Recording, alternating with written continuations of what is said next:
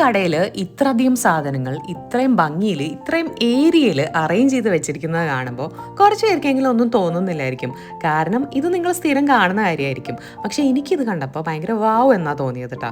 കാരണം എന്താണെന്ന് വെച്ചാൽ ഞാൻ കുറച്ച് നാൾ കാനഡയിൽ ജീവിച്ചിട്ട് പിന്നെ ജർമ്മനിയിൽ ജീവിക്കാൻ പോയപ്പോൾ എനിക്ക് ഏറ്റവും ഡിഫറൻസ് തോന്നിയ കാര്യം ഇവരുടെ സൂപ്പർ മാർക്കറ്റ്സ് തന്നെയാണ്.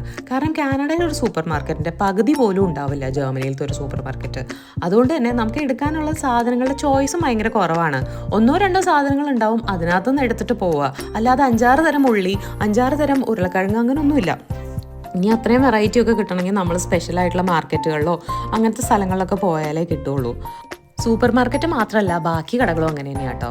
ഇപ്പോൾ ഈ ഇത്രയും പൂവൊക്കെ ഉള്ളപ്പോൾ ഇതിനകത്തുനിന്ന് ഭംഗി കണ്ടിട്ട് നമ്മൾ മേടിക്കാൻ പോയ സാധനമല്ല, അതുകൂടാതെ 1-2 സാധനം എക്സ്ട്രാ എടുക്കാനുള്ള സാധ്യതയും വളരെ കൂടുതലാണ്. അപ്പം ഞാൻ പറഞ്ഞു വന്നത് എന്താണെന്ന് വെച്ചാൽ, ഈ ജർമ്മനിയിൽ ജീവിക്കുമ്പോൾ എനിക്ക് പേഴ്സണലി തോന്നിയൊരു കാര്യം, നമ്മൾ അനാവശ്യമായിട്ട് പൈസ ചിലവാക്കാനുള്ള സാധ്യത വളരെ കുറവാണ്.